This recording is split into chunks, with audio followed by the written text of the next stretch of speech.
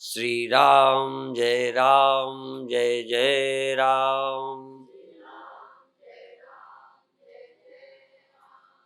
श्री राम जय जय राम।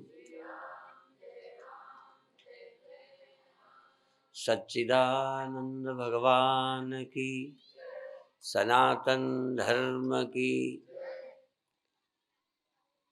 आज पहला अवसर है जब लाउड स्पीकर की आवाज़ मेरे कानों तक पहुंचती थी और मैंने पूरे प्रवचन सबके सुने। मैं प्रवचन के बीच में आना पसंद नहीं करता, क्योंकि जनता में प्रवचन का तार टूट जाता है। और अपने बीच भी चाहता हूं कि बीच में कोई, कई बार एक आध बुढ़िया, स्वामी जी अब हम जा रहे हैं। हमने कहा जाओ, यहाँ काहे को आई हो?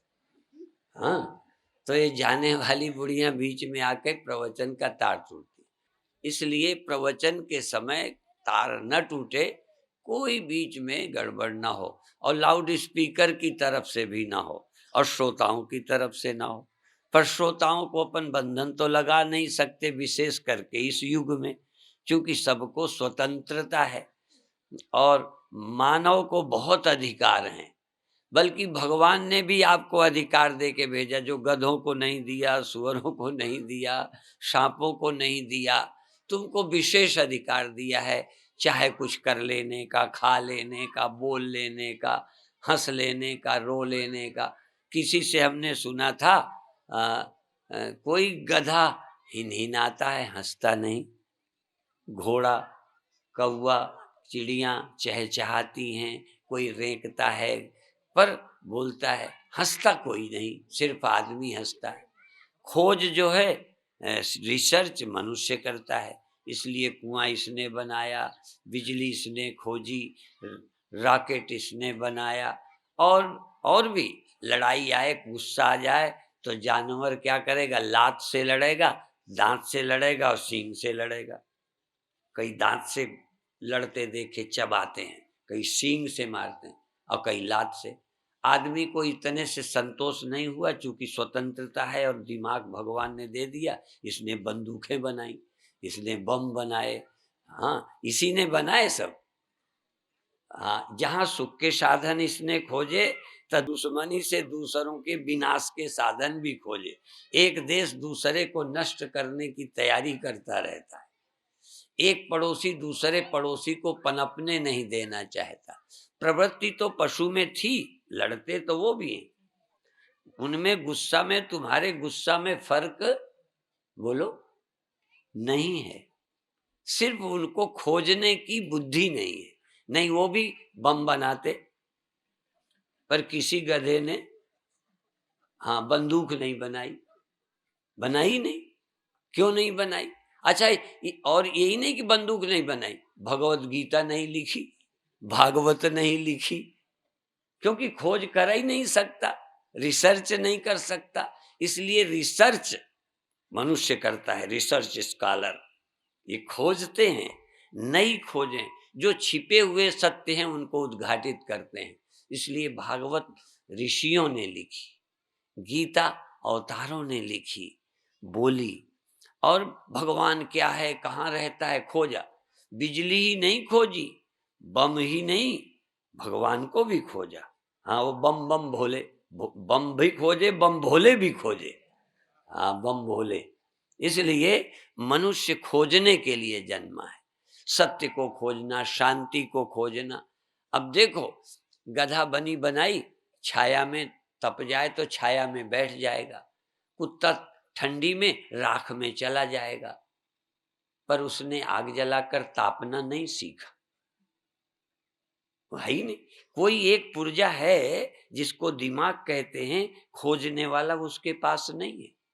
वो यहां से वहां उठ जाएगा, नरम जमीन ढूंढेगा, छाया वाला धूप में, धूप वाला छाया में बैठ जाएगा, पर कोई पंडाल नहीं बनाता, कपड़े नहीं बनाए।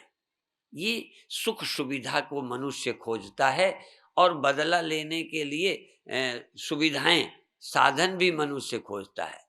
इसलिए पाकिस्तान हिंदुस्तान के खिलाफ कुछ न कुछ षड्यंत्र करता ही रहता है।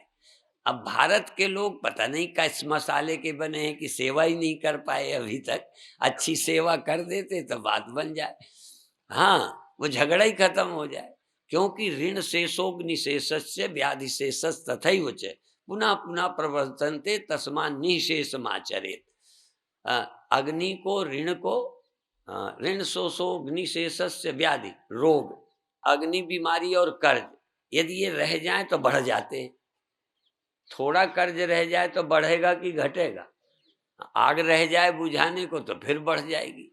और बीमारी रह जाए तो फिर, इसलिए और दुश्मन भी बचेगा तो षड्यंत्र करेगा। पृथ्वीराज बेवकूफ था, वीर तो था पर बेवकूफ था, नहीं पहले ही निपटा देता, दोबारा निपटा देता। ये वीर लोग कोई जरूरी नहीं कि बुद्धिमान भी होते हो, वीर तो थे पर बुद्धिमान नहीं थे, इसलिए जड़ मूल से नहीं खत्म किया तो बाद में उसी से पिट गए। नहीं समझे? इसलिए ऋण शेषोग निशेषस्य व्याधि शेषस तथैव च पुनः पुनः प्रवर्धन्ते, बार बार बढ़ते रहते, बार बार फिर ताकत में आके पाकिस्तान तैयारी करके फिर कर देता है, फिर साल 2 साल में गर्मी आ जाती, हाँ फिर दवा दारू खा के फिर जवानी ले आता है। तो इसका इंतजाम भारत को करना चाहिए, पर पता नहीं भारत के राजनीतिज्ञों को क्या हो गया है। इतने बड़ा देश है, वो घुड़की देता रहता है, ये सुनते रहते हैं। तो खैर वहां न जाओ, यही ले लो। तो एक सिद्धांत है कि रोग को अधूरा नहीं छोड़ना चाहिए। और प्रायः वही खतरे का टाइम, जब आपका रोग ठीक होने लगता है ना, जैसे फोड़ा हो ठीक होने लगे तो बकबकी छूटती, खुजाने को मन करता है, हाँ उसको बोलते। इसी तरह जब रोग ठीक होता है तो लगता है अब दवा ना खाएं, वो एक कैप्सूल निगलना अच्छा नहीं लगता, बस जहां अंत में छोड़े तो फिर दोबारा। उस समय मन सोचता है अब तो ठीक हुआ है, चलो ठीक है, अब थोड़ा ही तो रह गया है, वहीं ढिलाई आती है। इसलिए जब आदमी लगभग मुक्त हो लेता है, थोड़ी सी कसर रहती है, तभी प्रमाद आता है, तभी ढील पड़ जाती है, तभी आदमी। नए साधक कभी नहीं गिरते जितने पुराने गिरते हैं। जब आदमी पुराना होता है तो सूक्ष्म में सोचता है अब क्या रह गया, थोड़ा ही तो रह गया, तो उस समय। और कभी कभी जीता जीताया आदमी हार जाता है, इसलिए अंत में सावधानी की बड़ी आवश्यकता है। अब शुरुआत करना, कई बार जो कायर होते हैं शुरू ही नहीं करते, ये भी एक नीति का वचन है। कई सोचते हैं हम मुक्त तो हो ही ना पाएंगे, हम तो संसारी हैं, शुरू ही नहीं करते। हाँ, तो कुछ लोग शुभ कर्मों का, अच्छे कामों का प्रारंभ नहीं करते, डरते हैं। और मध्यम लोग प्रारंभ तो करते हैं, थोड़ा 2 दिन ध्यान नहीं लगा तो कहते हैं छोड़ो।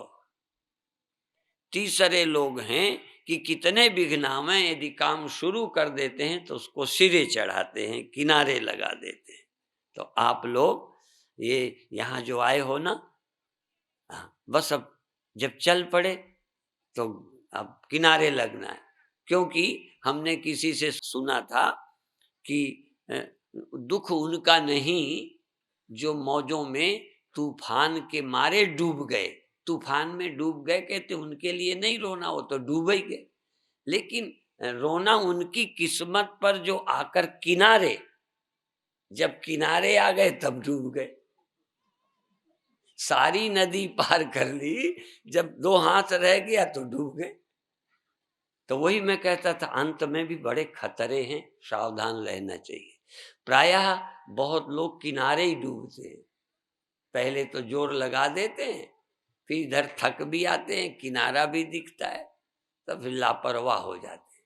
तो आप बधाई के पात्र हो।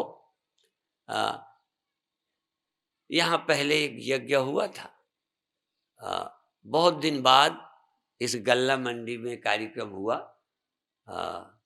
और यहाँ की मुझे पूरी बातें याद आती रहती हैं। बहुत अच्छे लोग हैं इस एरिया के। कई लोग जबान के बड़े मीठे होते हैं, हृदय के बड़े खतरनाक होते हैं। कई कई जो दूसरे को मारते हैं वो बोलने में बड़े सीधे रहते हैं, ज्यादा नहीं बोलते और काम करते हैं। कई बार ये भी कहते हैं कि जो बादल गरजते हैं वो बरसते नहीं हैं, और कई बार तो बिना गरजे ही ऐसी वर्षा हो जाती है कि पूछो मत। तो बहुत अच्छा है जीवन को अच्छा बनाना। अब हम अपने विषय पर आए। संतों ने बहुत सार आज को सुना दिया। आज तो मुझे लगता था मुझे सुनाने की जरूरत ही नहीं, सारे विषय आ गए थोड़े थोड़े। रामायण के माध्यम से और उपनिषद और वेदांत के प्रक्रिया ग्रंथों के माध्यम से, गीता के माध्यम से, और सभी ने सुनाया। देश की बातें ज्ञान स्वरूप जी ने, हिंदू समाज की बातें, सारी बातें आज कह दी गई हैं। अब वो लेने वाले ना लें तो वो बात अलग है, पर मेरी जानते जो आपको जरूरत की है बात कही गई। सिर्फ एक बात ये कि आपके गले कैसे उतर जाए, आपके जीवन में कैसे आ जाए, वो बात है। अभी अकर्तापन की कर्तापन की भी बातें थी कि ये प्रकृति के कर्म हैं। अब ये तुम्हें नहीं लगते, ये जो अहंकार है ये भी प्रकृति से पैदा हुआ है। भूमिरापो नलो वायु खम मनो बुद्धिरेव च अहंकार इति यम में भिन्ना प्रकृतिरष्टधा। ये अहंकार भी तुम नहीं हो, कर्ता तो तुम हो ही नहीं, इंद्रियां तो तुम हो ही नहीं, पंचभूत तुम हो ही नहीं, मन बुद्धि नहीं, तुम अहंकार भी नहीं हो। अब ये जो मैं है ये रहेगा, पर ये तुम नहीं हो, ये मैं तुम नहीं, वो मिट नहीं जाना। ये बात समझनी है कि ये अनित्य है, पैदा हुआ है। जैसे घड़ा बनता है तो सदा नहीं रहता, अनित्य है। मिट्टी नित्य है, जिससे घड़ा बना है वो नित्य है, पर जो घड़ा बना है वो अनित्य है, अर्थात नहीं रहने वाला। गड़बड़ क्या है, यदि इस भ्रम में आ जाए कि जो घड़ा पैदा हुआ है उससे मिट्टी यदि मैंपन जोड़ ले और अपने को भूल जाए। जोड़ना इतने नहीं कि मिट्टी घड़ा मानती रहे, मिट्टी मानते हुए, मिट्टी मानते हुए घड़ा भी बना रहे, कोई हर्ज नहीं। वो जब घड़ापन मनता है तो ये भूल ही जाता है कि हम मिट्टी हैं, व्यापक हैं, सर्वत्र हैं, हम ही हम हैं। बात जरा देखना, मिट्टी सब में है, लेकिन जब वो घड़ा मान लेगी तो घड़ा मानते ही मिट्टी मिट्टी नहीं रही, और मिट्टी मिट्टी नहीं रही, सर्वत्र मैं हूं नहीं रही, सब मैं ही हूं, मेरे अतिरिक्त कुछ नहीं है। मैं अतिरिक्तम यद यदवा तत्तद मिथ्येति निश्चित, ये होश ही नहीं रहता। इसीलिए जड़ क्या है, अहंकार भी जड़ नहीं है, जड़ है अविद्या, जड़ है अपने स्वरूप का अज्ञान। स्व के अज्ञान से सीमित अहम भाव में फंस गए। अहम ये प्रकृति खड़ा कर दे, और यदि मैं बोधवान हूं तो नहीं फंसूंगा। इसलिए विद्या आ जाए तो अविद्या का प्रभाव खत्म, आत्म अनुभव सुख सुप्रकाशा, तब भव मूल भेद भ्रम नाशा। अब हम में तुम में भेद है, एक घड़े का दूसरे घड़े से भेद है, एक एक लहर का दूसरी लहर से अलगाव है, पर जल का, उस सागर का, उस नदी का, उस तालाब का किस लहर से भेद है? इसका मतलब लहर मानते ही जल जल न रहा, जल सिमट कर लहर मान बैठा, और लहर मान बैठा सारे उपद्रव खड़े। तुम ये हो वो नहीं हो, वो उसका है मेरा है, छोटा है बड़ा है। जहां सत्य को भूले मिथ्या अहंकार खड़ा हुआ, वहां बंधन शुरू हो गया। इसलिए सत्य की विस्मृति, उसी को कहते हैं भक्त परमात्मा की विस्मृति, परमात्मा का विस्मरण। इसलिए फिर ये भी कहते हैं सुमिरो, उसकी याद करो, नाम लो। किसका नाम लो? मिट्टी का। बात समझो, घड़े का नाम नहीं, मिट्टी का नाम लो। अब नाम ऐसे ही ले लो, मिट्टी मिट्टी मिट्टी, ऐसे नहीं। नाम लेने का मतलब उसे जानो, नाम से चीज जानी जाती है। अच्छा ये बताओ, झूठ नहीं बोलना, एक भी व्यक्ति झूठ बोलेगा उसे ज्ञान नहीं होगा, ये क्या है बोलो? और ये, हाँ देखो, माला कहने से दूसरा ज्ञान हुआ, फूल कहने से दूसरा, घड़ा कहने से कोई और चीज ख्याल में आएगी, मिट्टी कहने से और चीज ख्याल में आएगी। मिट्टी कहते, अच्छा मिट्टी को ढूंढना है, घड़ा ढूंढना है तो ये है, ये सकोरा है, ये सकोरा है, ये ईंटा है, उसके अलग अलग है। मिट्टी, अच्छा मिट्टी को ढूंढो, ईंटे में है कि नहीं, और घड़े में, तो परमात्मा कहाँ रहता है? सब में। अब देखो ये बातें करते हो, सब में परमात्मा, तुम देखना नहीं आता। भगवान ने कहा यो माम पश्यति सर्वत्र सर्वम च मयि पश्यति तस्याहम न प्रणश्यामि सच में न प्रणश्यति। ये गीता का है। भगवान कहते हैं मुझे सब में देखो, तुम तो मुझे सब में जो रहने वाला है उसे तुम आदमी देखते हो कि मैं ये हूं। लोग भगवान को भी आदमी बना देते हैं और संत जन आदमी को भी भगवान बना देते हैं। संत की यदि दृष्टि मिल जाए तो नर नारायण हो जाए, और संत की दृष्टि ना मिले, सूझबूझ ना मिले, तो भगवान भी आदमी हो जाए। यदि भगवान के पास समझ न होती तो भगवान भी आदमी थे। कहाँ मिली मैं नहीं जानता। राम को गुरु न मिलते तो राम आदमी थे। राम व्यक्ति बन जाते, कृष्ण व्यक्ति होते यदि ज्ञान न होता, यदि गुरु न होते। गुरु के कारण कृष्ण भगवान हैं, और फिर कृष्ण कहते मुझे सर्वत्र देखो। इसका मतलब कृष्ण जानते हैं कि मैं सब में रहता हूं। कृष्ण अकेला मैं नहीं हूं। कृष्ण के रूप में होते हुए मैं अकेला कृष्ण नहीं हूं, मैं अर्जुन भी हूं, मैं शुक्राचार्य भी हूं, मैं व्यास भी हूं। और सच ये, तुम यदि मुझे देखना चाहते हो तो सब में देखो। यदि मुझे कृष्ण देखोगे, व्यक्ति देखोगे, तो मैं तो एक व्यक्ति हो गया, ब्रह्म न रहा, मैं तो ब्रह्म हूं। अब कई बार भारत के लोग भी कहाँ देखते, यही हैं भगवान।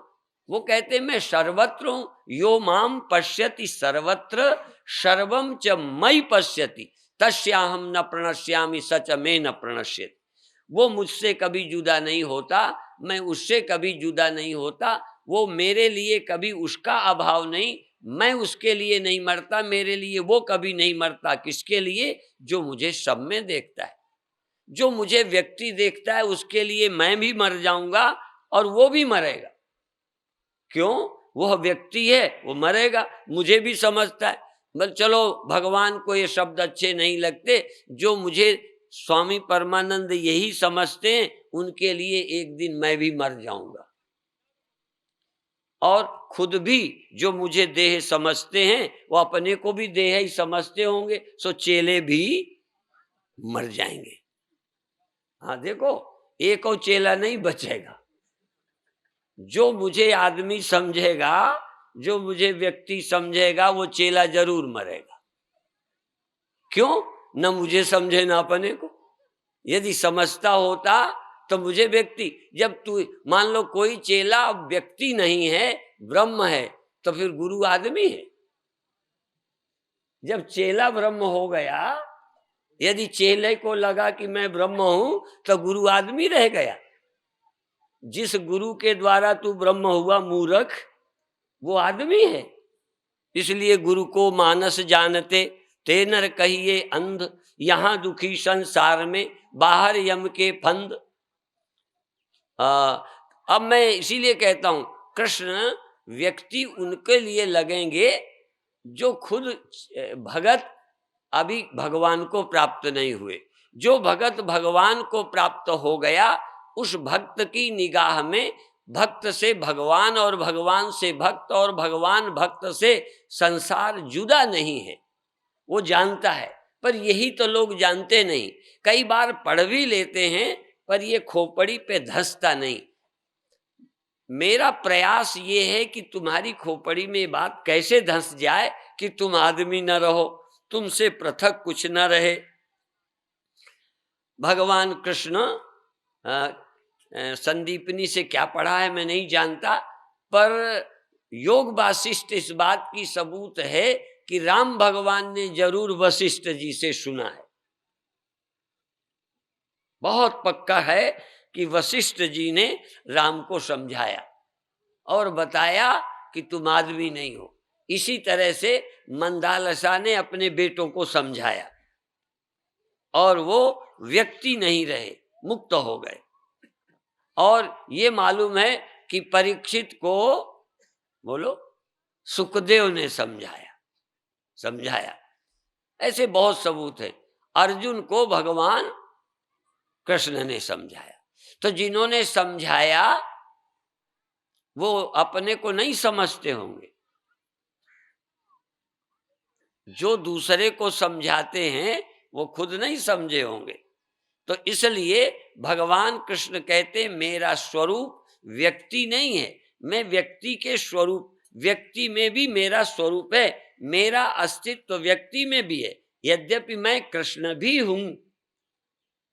वृष्णिनाम वासुदेवोस्मि, वृष्णवंशियों में वासुदेव कृष्ण मैं हूं। कौन बोल रहे हैं? अच्छा, कहीं भागवत में ये लिखा है? अरे वो श्रीमद् भगवत गीता में कहीं है कृष्ण उवाच? बोलो, कहीं कृष्ण नहीं बोले, भगवान उवाच। अर्थात भगवान कृष्ण भी हैं, पर भगवान केवल कृष्ण नहीं है। इसलिए कहते हैं कि जो मुझे सर्वत्र देखता है वो मुझे देखता है, जो मुझे कृष्ण देखता है वो मुझे नहीं देखता, क्योंकि कृष्ण व्यापक नहीं है, कृष्ण एक व्यक्ति है। पर भगवान कृष्ण भी हैं, भगवान शुक्राचार्य भी हैं, भगवान व्यास भी हैं, भगवान अर्जुन भी है, भगवान सब कुछ है। और भगवान सब में रहते हैं और सब कुछ भगवान में रहता है, कृष्ण में सब कुछ नहीं रहता। बात जरा समझना, यही तो चीज है। तुम यदि व्यक्ति हो तो तुम में तो पत्नी भी नहीं रहती, तुम व्यक्ति हो तो पिता भी तुम में नहीं, पड़ोसी तुम में नहीं रहता, एक घड़े में दूसरा घड़ा ही नहीं रहता। पर मिट्टी में सब घड़े रहते हैं, मिट्टी में सब मकान रहते हैं। अब जो घड़ा बन के सोचेगा वो अपने में सब कुछ नहीं देखेगा, जो मिट्टी बन के सोचेगा, और मिट्टी बनकर सोचना कोई अपराध नहीं है, सच्चाई है। मिट्टी बन के नहीं सोचना, मिट्टी है ही, वो घड़ा बन के सोचने की आदत पड़ गई है। इसलिए हम कहते हैं मिट्टी बन के सोचो। असल में हम कहेंगे तुम ब्रह्म हो के, अर्थात तुम ब्रह्म हो ये समझ कर सोचो, फिर पता चलेगा।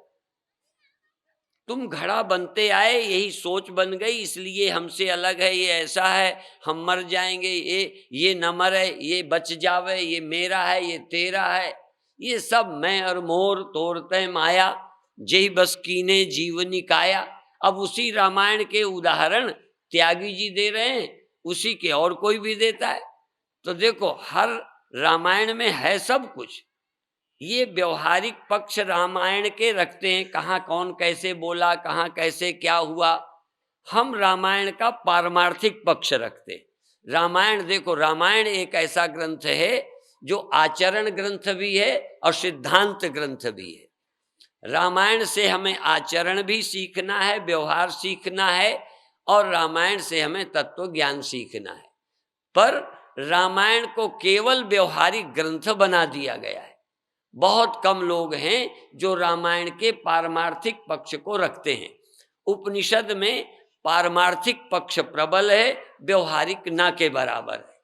इसलिए उपनिषद परमार्थियों को प्यारे लगने लगे और मानस व्यवहारिक जीवन सुधारने वालों को अच्छे लगने लगे। आवश्यक दोनों हैं। मेरे जानते रामायण सर्वश्रेष्ठ ग्रंथ है, चूंकि दोनों बातें हैं। पर ये तो कथा करने वाले की बात है कि एक बात छूट जाती है। इसलिए राम दशरथ पुत्र हैं, ये सबको मालूम है, दशरथ के पुत्र हैं। पर दशरथ पुत्र बनने के पहले भी राम नाम के व्यक्ति नहीं, राम नाम का जो तत्व है पहले भी रहा होगा। इसलिए राम के दो स्वरूप हैं, राम दशरथ पुत्र हैं और राम एक व्यक्ति की तरह संध्या करते हैं, उठते हैं। अब ये उठने का काम ब्रह्म तो करेगा नहीं, जगने का काम ब्रह्म तो करेगा नहीं, ब्रह्म तो सोएगा नहीं, ब्रह्म को संध्या करने की जरूरत नहीं पड़ेगी। तो ब्रह्म संध्या करन चले दो भाई, ये भी नहीं कहा एक भाई गया। लक्ष्मण को जरूरत थी, लक्ष्मण जीव है, कई बार कथा वाले कहेंगे, तो राम तो ब्रह्म थे, उन्हें क्या अटकी थी। और मान लो मैं चिंतन करता हूँ, ध्यान करता हूँ, तो जब देह है, मन है, तो संसार का चिंतन आता है तो ब्रह्म चिंतन करेंगे। काम काज करते हैं, थकते हैं, आराम करते हैं। कभी कभी राम लक्ष्मण आराम भी करते होंगे, किसी पेड़ के नीचे बैठे होंगे। हाँ, और नहाते धोते भी होंगे, रोटी भी खाते होंगे, सीता रसोईया भी है। जो आदमी करता है सब करेंगे, क्योंकि देह है, और देह है तो कहीं से पैदा होगा, आकाश से। बोलो, आकाश से टपकेगा। इसलिए जब पेट से आएगा तो माँ भी कोई होगी, पिता भी कोई होगा, वो गप नहीं है। और जहां जन्मे होंगे उनकी भूमि भी जन्म भूमि राम की नहीं होगी ना, बल्कि उन्होंने मुंह से कहलवाया है तुलसीदास ने और ग्रंथों ने, जन्मभूमि मम पुरी सुहावन। जन्मभूमि मेरी बहुत प्यारी है और मुझे स्वर्ग से भी अच्छी लगती। मेरी जन्मभूमि मुझे स्वर्ग से प्यारी। अब देखो, हम कह दें हमारे ये पिता हैं, हमारा ये गांव है, तो लोग कहेंगे बाबा की अभी माया नहीं गई। हाँ, और राम कहते हैं मेरी पुरी है। प्रातः काल उठ करके माता को पिता को पैर छूते हैं। और तुम कहोगे अब हम ब्रह्म हैं, हम पैर क्यों छुएं? राम ब्रह्म तो नहीं है? बोलो, हैं? राम ब्रह्म परमार्थ रूपा, राम साक्षात ब्रह्म हैं, ये भी जानते हैं। व्यवहार में आभास जगता सोता है, ये भी है। और व्यवहार में देह में आते हैं, देह किसी का बेटा भी है। इसलिए जब देह के तल पर व्यवहार करते हैं तो वो अपने माता पिता गुरु को प्रणाम करते हैं। जब आंख बंद करके संध्या करते हैं तो वो जीव होते हैं, तब ब्रह्म का, आत्मा का, स्वरूप का स्मरण करते हैं कि मैं चैतन्य हूं, ब्रह्म हूं। जो दिन भर की धूल लगी थी व्यवहार के काम में व्यक्ति बन के रहते हैं, वो साफ कर लेते हैं। कभी कभी काम काज करते शरीर थकता है, मैल आ जाता है, पसीना आ जाता है, स्नान कर लो, ठीक हो जाते हो। तो जब हम व्यवहार में आते हैं, राम पर लागू ना भी हो पर हम पर लागू है कि जब व्यवहार में जाते हैं व्यवहार का प्रभाव हम पर पड़ता है। एक देह से दूसरा देह भिन्न है, और राम को लड़ना पड़ा। क्यों लड़ना पड़ा? कोई उनका देश है, कोई उनकी संस्कृति है, कोई जीने के उनके ढंग हैं, तो उसके लिए संघर्ष करना पड़ा राम को। तो इसी तरह तुम्हें भी करना पड़ सकता है। कई लोग कहेंगे कि ये तुम तो ब्रह्म कहते थे, अब लड़ते क्यों हो? ऐसे ही वाली भी कहता है, राम को कहता है, ब्रह्म तो नहीं कहता, पर कहते आप तो धर्म के लिए आए थे, आप तो धर्मावतार हो, धर्म हेतु अवतरे हो गोसाई, और मारे हो मोह व्याध की नहीं। मुझे छिपकर बहेलिया जैसे पेड़ की आड़ में, झाड़ की आड़ में छिपा रहता है और शिकार करता है, आप तो बहेलिए की तरह सामने आ जाते बड़े थे आप, तो धर्मात्मा बनते हो, धोखेबाजी करते हो। हाँ, तो देखो राम को करना पड़ा। क्यों करना पड़ा? जो मारने लायक है ललकार के मारे चाहे छिप के मारे। देखो वैसे लड़ाई ईमान, जैसे कुश्ती लड़ते हो वो ईमानदारी की होना, वो तो ठीक है, लेकिन जो बदमाश है अब उसको तुम खुले आके मारो, मान लो उसकी तैयारी ज्यादा है तो बदमाश से अपन मर जाएं। हाँ, इसलिए रण चढ़ी करिए कपट चतुराई, रिपुसन कृपा परम कदराई। ये बेवकूफी है, कायरपन है। तो हमारे यहाँ बहुत ऐसे हुए हैं, मैंने पहले कह दिया, पृथ्वीराज की वीरता का हम स्वागत करते हैं, पर मूर्खता सम्माननीय नहीं है। इसलिए हिंदुओं को ये मूर्खता छोड़नी चाहिए। जो हमारे पूर्वज कर गए अच्छाई ले लो, लेकिन उनकी बुराई छोड़ दो। कुछ सीखना है तो कृष्ण से सीखो। अब ये भी है, ये जो हमारा महाभारत का युद्ध है कोई हिंदू मुसलमान का नहीं था, ये तो अपने ही देशवासियों का था, अपने ही। लेकिन ये देखो भगवान कृष्ण ने देखा जो आतताइयों का रास्ता पकड़े हैं, गलत रास्ता पकड़े हैं, उनको समाप्त करना आवश्यक है। नहीं उन्हीं का राज्य होगा, उन्हीं की संस्कृति। पीने वाले पीने वालों को बढ़ाएंगे, खाने वाले खाने वालों को बढ़ाएंगे। तो वो अपने ढंग के लोग बढ़ाते चले जाएंगे, फिर कौन रह जाएगा? गोमांस खाने वाले उसका प्रचार करेंगे। तो सवाल ये है कि भगवान कृष्ण जानते हैं कि थोड़ा यद्यपि मुझे छल छल करना पड़ेगा पर जरूरी है, इसलिए सूर्य ढाक देते हैं कृष्ण, प्रतिज्ञा छोड़ देते हैं, चक्र उठा लेते हैं कृष्ण। बहुत ऐसी प्रसंग हैं। और युधिष्ठिर झूठ नहीं बोलता, चूंकि दुश्मन का मनोबल कम करने के लिए अश्वत्थामा मर गया, ये संदेश दुश्मनों का मनोबल गिरा देगा, तो उसके लिए अश्वत्थामा मर गया ये कहना था।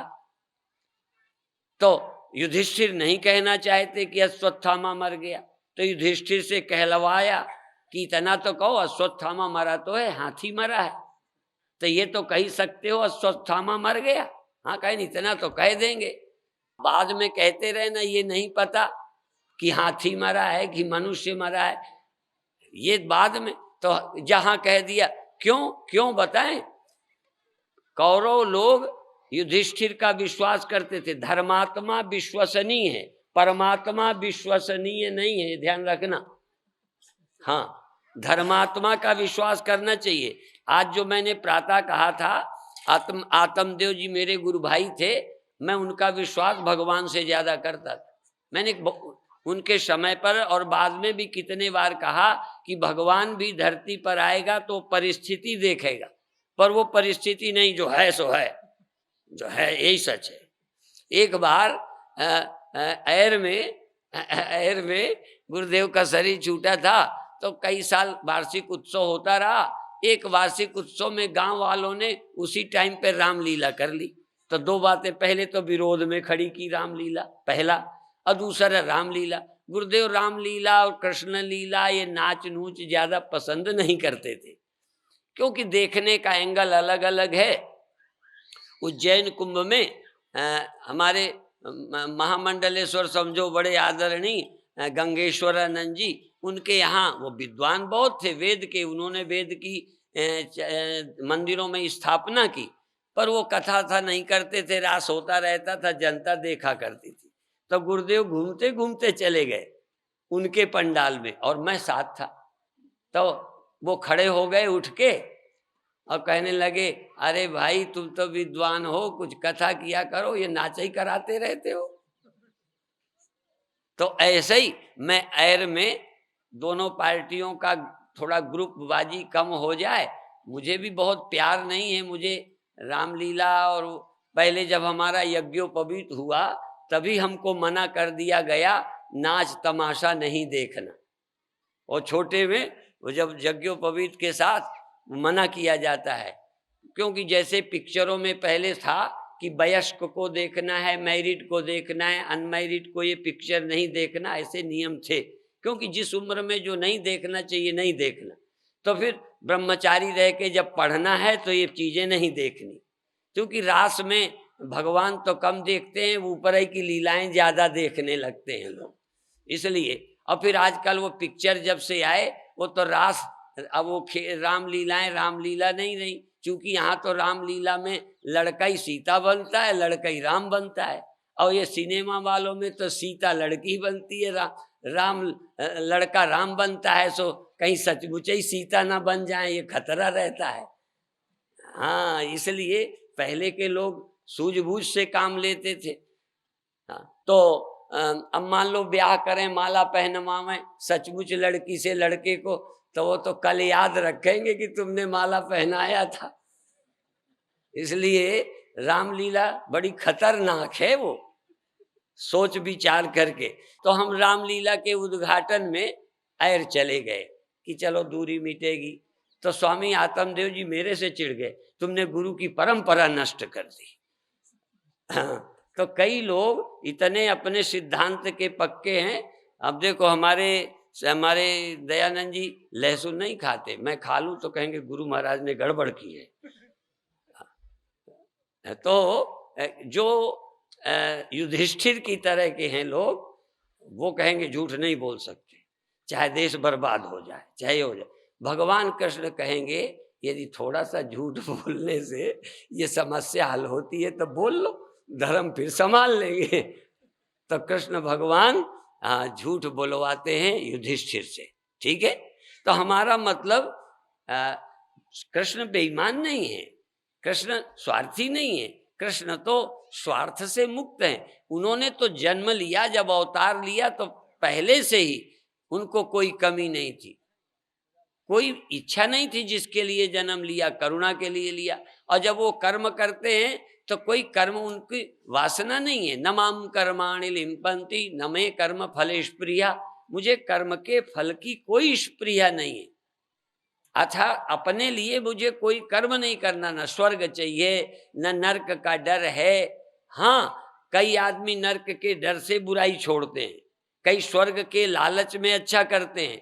भगवान कृष्ण को न नरक का डर है न स्वर्ग का लालच, इसलिए उनका अच्छा कर्म पुण्य नहीं है। अच्छा कर्म उनका पुण्य नहीं है, वो दिव्य है।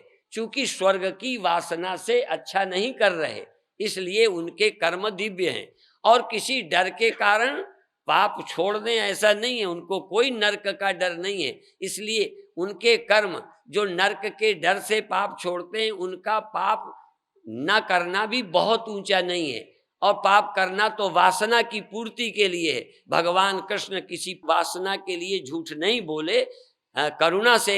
इसलिए नमाम कर्माणि लिम्पन्ति न मे कर्म फलेश प्रिया, जन्म कर्म च मे दिव्यम, मेरा जन्म मेरा कर्म दिव्य है।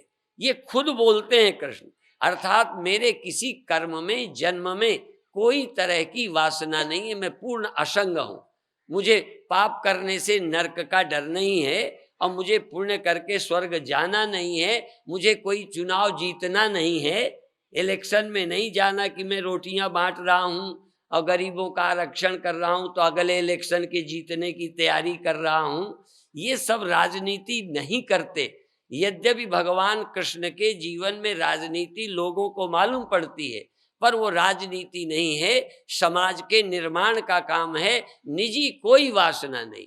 और करोड़ों करोड़ों अच्छे लोग भी लुके छिपे कोई वासना रखते हैं। जो अब हम एक पुण्य भी करते हैं तो या तो अपने संगठन को करते हैं या अपने मंदिर को करते हैं, बल्कि दो दो यज्ञ हो जाएं तो लगेगा हम उस यज्ञ में नहीं, हम तो इसमें शामिल हैं। भाई इसमें और उसमें तुम्हें क्या है, कहीं ना कहीं ग्रुप बन जाता है। तो अभिप्राय है, उसमें मान है, जाति है, पाति है, स्वार्थ है, पार्टी है, तभी तो हम कहते हैं। तो हमको भगवत कार्य स्वार्थ से नहीं करना चाहिए। भगवान कृष्ण का कहना है, तू नरक से ना डर, मैं जिम्मेदार हूं, तू स्वर्ग के लोभ में अच्छे काम न कर, स्वर्ग के लोभ से अच्छे काम न कर, और नरक के डर से बुरा काम समझ के न छोड़। जो करने लायक है कर, बाकी मेरी जिम्मेदारी है। भगवान कहते हैं तू मेरे लिए समर्पित हो जा और मेरी आज्ञा से कर्म कर, सारी जिम्मेदारी मेरी। जब सेना लड़ती है तो राष्ट्रपति के, प्रधानमंत्री के आदेश से लड़ती है। अब उनको मार देने में कोई पाप लगता है? वो मारते रहते। और वही आदमी जालौन में आके किसी को मार दे तो लगेगा कि नहीं?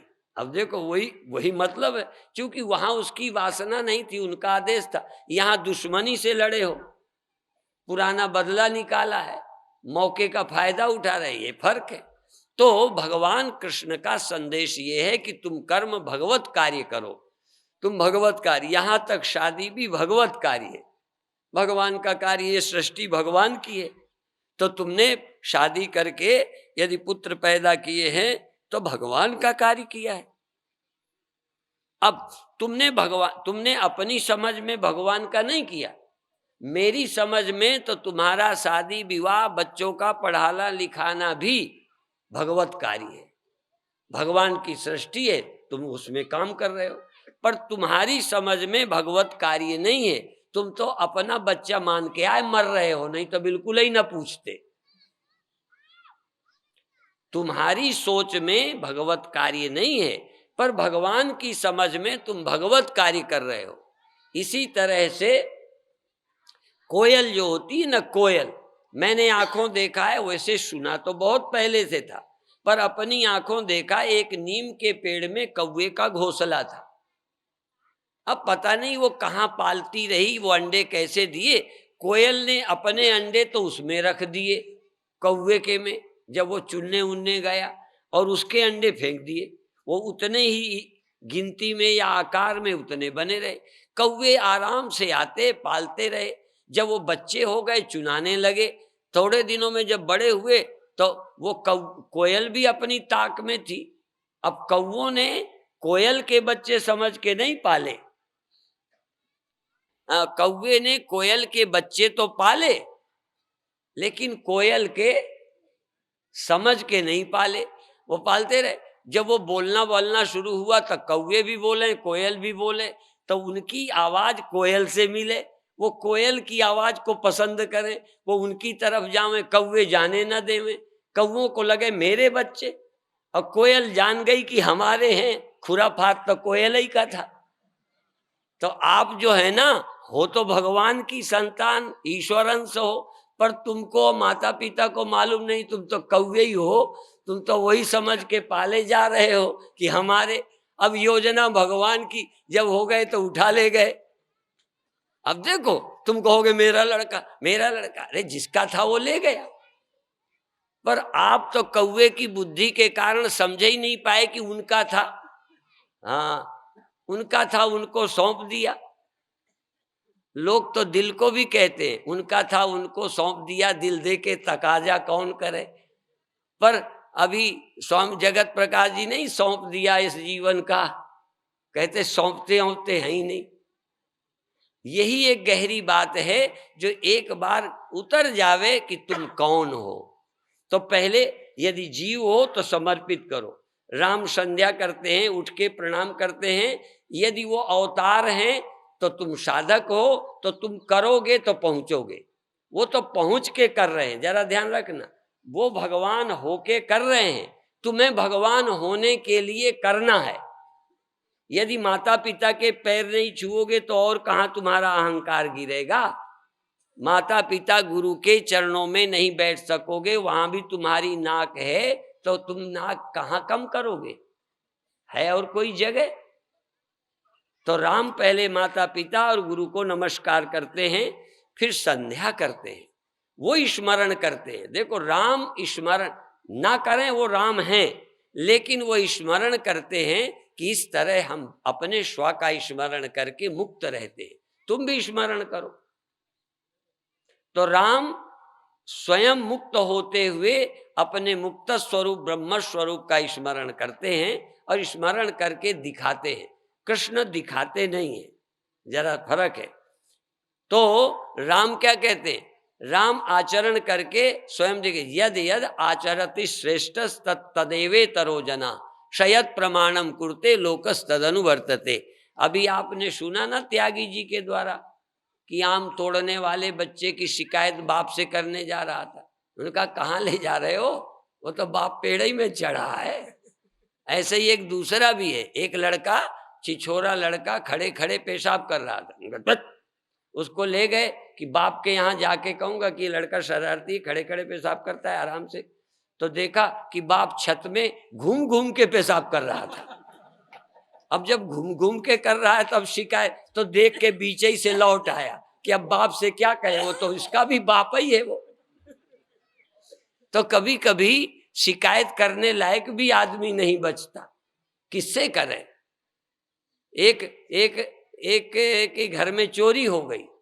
जो चोरी हो गई तो गहने चले गए, तो गए नेता के पास, तो गहने उसी के यहाँ मिले, नेता ही के यहाँ गया था शिकायत करने, तो कान पकड़ के लौट आया कि क्या करें, यही इन्हीं ने तो करवाई है, इन्हीं के यहाँ तो माल आया है। बड़ा मुश्किल है। इसलिए भगवान राम स्वयं आचरण करते हैं, संध्या करते हैं, प्रणाम करते हैं, सुबह उठते हैं 4 बजे। ये नहीं कहते 4 बजे उठा करो। कई बार मैं जब फोन ऑन करता हूं तो कई लोग सुबह उठे ही नहीं होते, बड़ा मुश्किल है। और कई लोगों को तो लगता है बूढ़ों को खुद नींद नहीं आती और हमें सोने नहीं देते। आज मैं 2 ही बजे उठ के बाथरूम चला गया, फिर स्वामी दयानंद जी उसी समय तैयार, पानी आनी दिया, फिर कहते अभी तो 2:45 उठ गए हो। तो हमने कहा अच्छा जाके फिर सोता हूँ। ये पहरेदार ठीक है, तुरंत जगते हैं। तो गुरु ते पहले जगतपति जागे राम सुजान। गुरु से पहले राम और राम से राम जग गए। अरुण शिखा ध्वनि कान, 4 बजे उठ गए। और ये मैं बताऊं, जिसको संध्या करना है, पूजा करना है, ध्यान करना है, समाधि लगाना है, नियम चलाना है, उसे रात को जल्दी उठना चाहिए। क्योंकि सुबह उठने के बाद ये रिश्तेदार आ गया, वो लड़के को भेजना है, पत्नी ने ये कहा, चक चक शुरू हो जाता है। सुबह जो नियम पूरा करेगा आसनों का। और मैं बताऊं, एक दिन सुबह मैं अपनी सब नाक वाक कटाए बैठा हूं, बता देता हूं। एक बार अभी अभी थोड़े दिन पहले सुबह उठा, पानी का जुगाड़ नहीं बैठा, नल वो टंकी चल नहीं रही थी, जनरेटर था नहीं, तो नहीं नहा पाया। तो दिन भर व्यवस्था में ही लग गया, सारा दिन घूमता रहा, नहाना का टाइम नहीं मिला। तो मैं ये कहना चाहता हूं कि जो सुबह के काम यदि सुबह नहीं करोगे तो फिर नहीं कर पाओगे। इसलिए अच्छे नियम, सुबह उठकर आसन करना, ध्यान करना, प्राणायाम करना और भगवत चिंतन करना। तुम कौन हो ये चिंतन करना। इसके 2 रास्ते हैं।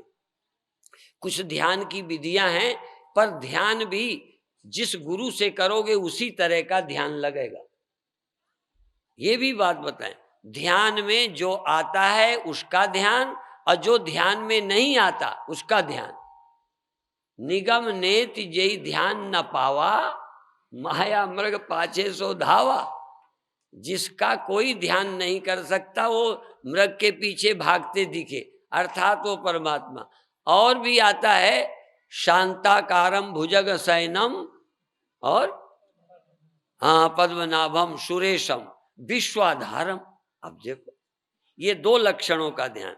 ये भारत ने एक तरफ तो शांताकारम भुजग शयनम पद्मनाभम सुरेशम विश्वाधारम गगन सदृशम तत्वमस्या मेघवर्णम शुभांगम।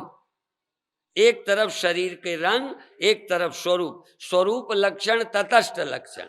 एक समय कहे इतना बड़ा है, इतना सुंदर है, और घड़े का नाम ले, ये घड़ा कितना सुंदर है, कितना सजा है, कितनी डिजाइन अच्छी है, कितना आकार अच्छा है, कितना प्यारा है, ऐसे बताए। और एक बार कहे सारे घड़ों का आधार है। सारे घड़ों का आधार का मतलब मिट्टी की ओर। तो जब हम भगवान का ध्यान चिंतन करते हैं तो 2 लक्षण, स्वरूप लक्षण और तटस्थ लक्षण। तटस्थ लक्षण में शरीर आदि, जगना, सोना, सुबह उठना, ये सब ईश्वर के, व्यक्ति के तटस्थ लक्षण है। सुबह मैं उठता हूँ, मैं ऐसा करता हूँ, ध्यान करता हूँ, स्नान करता हूँ, ये मेरे देह और मन और तन और जीव भाव के जगने सोने के लक्षण हैं। और स्वरूप लक्षण, न कभी सोता हूँ, न कभी जगता हूँ, न आता हूँ, न जाता हूँ, न जन्मता हूँ, न मरता हूँ, सारी सृष्टि का आश्रय हूँ, ये मेरा स्वरूप लक्षण। पर तुम एक ही जीते हो, एक ही जानते हो, कार्य और कारण, कार्य कारण से परे को नहीं जानते। तो ये अवसर तुम्हें मिला है 2-3 दिन का, इस पर थोड़ा गहरा चिंतन भी करो। कथाएं तो सुनी है, बहुत सुनी है, थोड़ी हमारी बात कठिन भी लगेगी, लेकिन लगने दो। कई बच्चे ऐसे होते हैं जो कठिन सब्जेक्ट चुनते हैं। अभी हमने एक विद्यालय खोला, हैं तो बहुत सारे, तो हमको इंग्लिश टीचर गांव में नहीं मिलती, मैथ की टीचर नहीं लड़कियां मिलती, साइंस की नहीं मिलती, क्योंकि वो पढ़ने से ही डरती हैं। सो आर्ट साइड से पढ़ती हैं, कोई संस्कृत ले लेती है, कोई हिंदी और कोई समाज शास्त्र, इसकी लड़कियां मिलती हैं। कठिन सब्जेक्ट नहीं लेती, डरती हैं। इसी तरह से, लेकिन जो कठिन सब्जेक्ट से पास है उनको हम ढूंढ रहे हैं। देखो, नौकरी को वो नहीं, उनको हम नौकरी के लिए ढूंढ रहे हैं। हम अध्यापिका चाहिए हमको, पर वो हमारे यहाँ फिरती हैं। हम समाज शास्त्र पढ़ाते हैं, हम हिंदी पढ़ाएंगी, तब तुम हिंदी ही हिंदी के क्या करें? सारे स्कूल में हिंदी की टीचर कहाँ से रख लें? तो समझ गए। तो इसी तरह से साधारण कथा सब सुनते हैं, ब्रह्म ज्ञान की, परमात्मा की याद करने की विधि कोई कोई सीखता है, पर जो परमात्मा के स्मरण की सच्ची विधि सीख जाता है उसको दुनिया में कोई रोक नहीं सकता मुक्त होने से। वो शांत रहेगा, सुखी रहेगा। इसलिए कठिन विषय होते हुए चुनो, नहीं तो धीरे धीरे कई एक विषय से में करके फिर दूसरे विषय से करते हैं, नौकरी भी करने लगते हैं, प्राइवेट कर लेते हैं। तो और विषय से यदि कथा सुनते हो तो गुजारा होने लग गया, अब थोड़ा वेदांत भी सुनते रहो तो बहुत अच्छा रहेगा। तो तुम कौन हो कैसे समझो?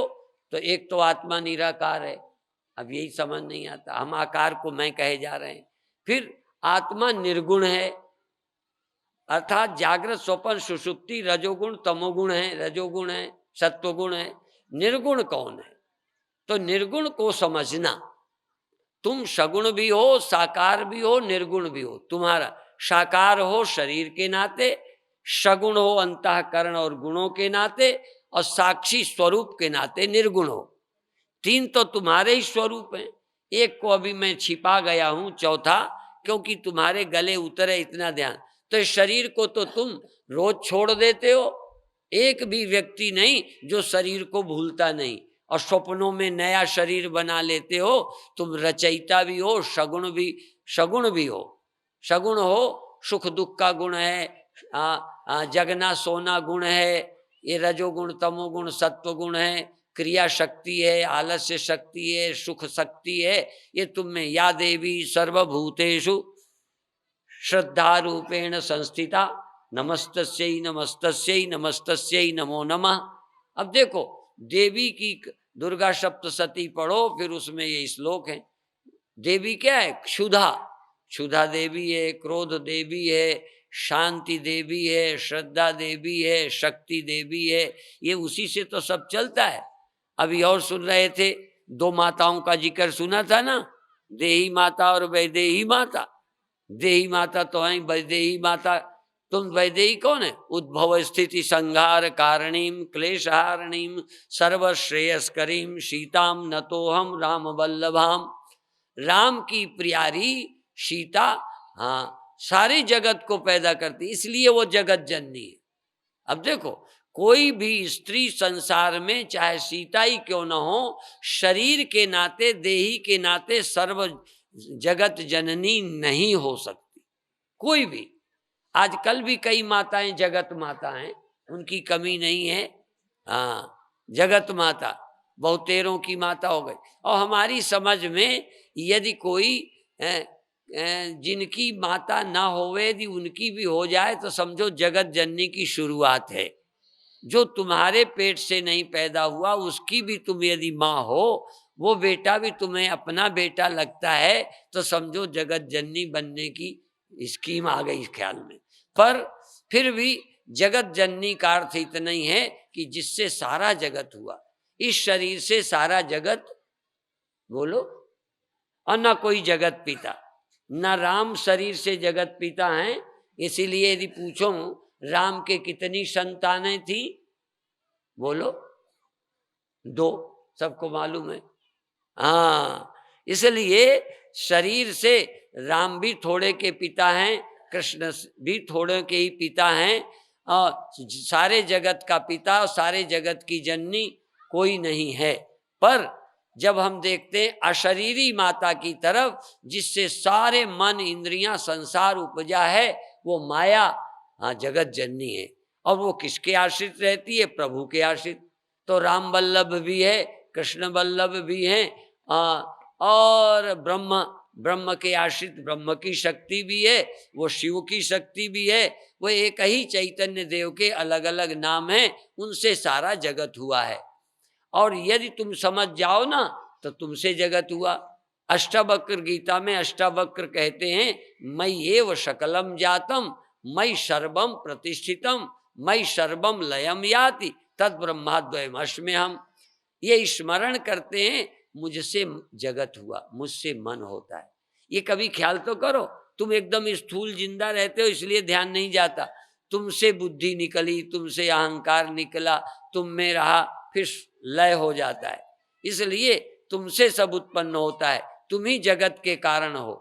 और आगे जाकर देखो तो तुम कारण भी नहीं हो, कारण से भी अतीत हो। जैसा कि भगवान राम के लिए हम लोग बोला करते हैं, एक राम दशरथ का बेटा, एक राम सब घट में लेटा, एक राम का सकल पसारा, एक राम सब जग से न्यारा। तो एक एक शरीर में है, एक घट घट में है, एक सबको उत्पन्न करने वाला कारण है, और चौथा शुद्ध तुरीय है। चार तो तुम्हारे शरीर हैं, एक ये स्थूल है, दूसरा सूक्ष्म है, तीसरा कारण है जहाँ स्थूल सूक्ष्म लय होते हैं और रोज फिर पैदा होते हैं। रात को तुम्हारा मन कहाँ गया था और सुबह आ गया, भले तुम नहीं जानते, तुम ध्यान नहीं देते, लेकिन ये सब तुम में। और एक तुम ज्ञान नहीं है, इसलिए तुम कारण शरीर ही हो। यदि ज्ञान हो जाए तो तुम हो जिसमें कारण और कार्य दोनों रहते हैं, और कारण और कार्य दोनों मिथ्या हैं। एक तुरीय परम सत्य ही परम चैतन्य है, और वो तुम हो। इसलिए तुरीय आत्मा को प्राप्त होने वाला ब्रह्मता को प्राप्त हो जाता है। शेष चर्चा कल फिर की जाएगी।